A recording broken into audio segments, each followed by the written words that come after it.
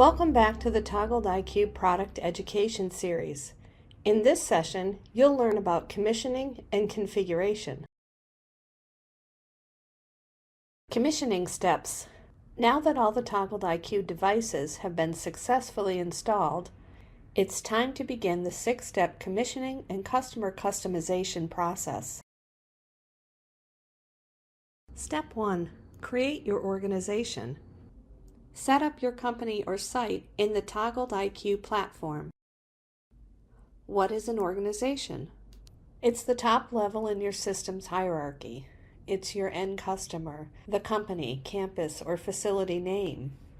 It contains all networks, users, and sub-organizations. It provides the structure for users to access their devices and networks, and it ensures secure, isolated access for all of its users. User access within organizations. Administrators must be sent an invitation to an organization in order to provide access to associated networks and devices, and allow sightline in management of sub-organizations. End customers must be siloed to ensure security between organizations. Create a new and separate organization for each customer. Never invite customers into the installer's organization. Pro tips for organizations. Set up organizations before commissioning. Carefully assign roles. Administrators can invite users and configure systems.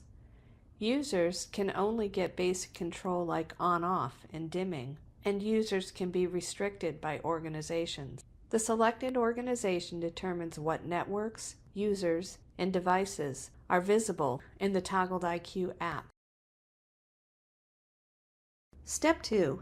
Create your network. Establish secure communication between devices. What is a network? Typically represents a building, floor, wing, or major area. Each organization can have an unlimited number of networks. Each network can contain 32,000 plus devices. All devices within a network share encryption keys for secure communication. Pro tips for networks. Create one network per building or site unless devices are physically out of range. You need communication isolation, like in a multi-tenant building. More devices within a network equals more reliable communication. Too many non-commissioned broadcasts equals congestion.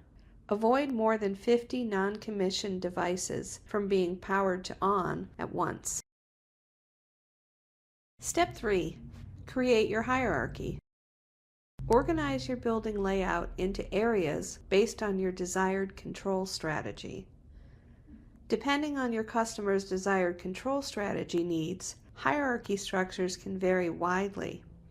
Be sure to gain customer alignment prior to finalizing this step. Creating your hierarchy. Each area created within a network corresponds to a logical group within the system. For instance, a floor, room, or functional zone, like Conference Room A or Assembly Line Station 3. Areas are nested below your network. Devices inherit settings from their area and parent area. A sensor at the top level will control everything below it, for example. Pro tips for hierarchy creation. Create areas before physical installation when possible. This allows pre-configured settings like minimum and maximum trim and vacancy timeouts. Commission one room at a time. Power up only that room's devices. Commission the devices, move on to the next room, and repeat the process.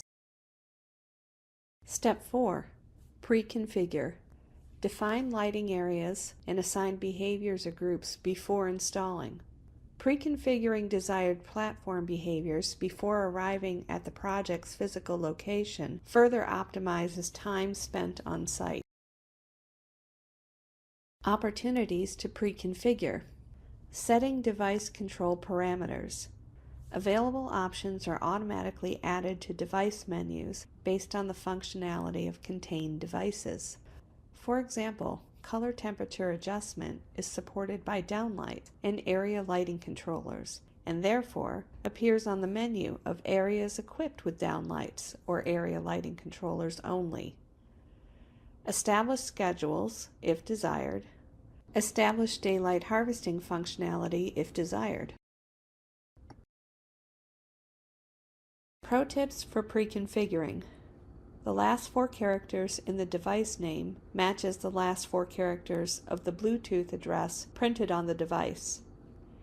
Each device will flash when selected to assist with device identification. A global progress bar appears at the top of each screen while commissioning. Expanding the progress bar will reveal the detailed status with the ability to abort if necessary. Abort function supports multiple actions. Able to abort devices that are currently in progress, which may need to be factory reset. Able to finish pending and stop. Controlled devices, like switches and sensors, must be in the same area or parent area as the devices they're meant to control. Use regroup device if controls don't behave as expected post-commissioning. Step 5. Commission devices. Install and pair toggled IQ devices. For the network to function properly, at least one line-powered device must be commissioned and powered. Always add one or more line-powered toggled IQ devices to the network before adding any battery-powered devices. This ensures there are enough active devices to relay mesh messages. Non-commissioned devices advertise their availability over the mesh network. If numerous non-commissioned devices are advertising, network congestion may be caused. Avoiding network congestion. Commission devices as they are installed if possible. Avoid applying power to more than 50 non-commissioned devices at a time. Alternatively, use circuit breakers to turn off some non-commissioned devices while commissioning others. Additional commissioning guidance. More specific commissioning instructions are available through the Toggled website resource section, the Toggled IQ education portal, as well as within a separate dedicated education segment. Pro tips for commissioning. Ensure your mobile device has a stable internet connection with Bluetooth turned on and Bluetooth permissions enabled for the Toggled IQ app. Each device should only take a few seconds to commission. Stay within Bluetooth range of the device throughout the commissioning process. To prevent communication gaps, islands, in the mesh network, commission devices in a logical sequence, maintaining proximity. Work room by room, completing adjacent areas before moving on to distant rooms or different floors. This maintains a daisy chain of commissioned, line-powered devices that strengthens the mesh as you go. Start with line-powered devices to establish the Bluetooth mesh. Then add battery-powered devices like sensors. Use circuit breakers to control power during commissioning. Step 6. Final configuration. Set device-specific parameters, control rules, and schedules. Adjust any device specific to pre-configuration parameters where applicable. Minimum-maximum trim levels, vacancy timeout durations, scene preferences, schedules, occupancy vacancy, and daylight harvesting. Mobile app-based control. Devices can be controlled individually or by the area they belong to. The Toggled IQ app automatically populates controls based on device functionality. Color temperature adjustments are available in areas with downlights or area lighting controllers. Dimming controls appear only for compatible dimmable devices. Configuration and manual control are accessed via the app interface on your mobile device. Devices and areas can also be controlled by the Toggled IQ web app, which requires a Toggled IQ gateway for remote access and control.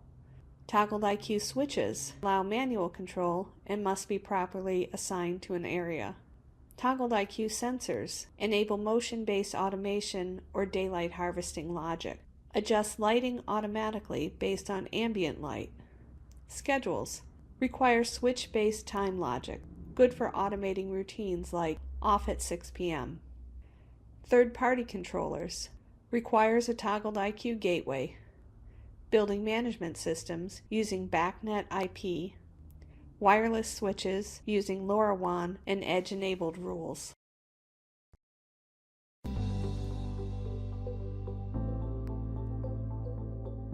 Thank you for completing this session.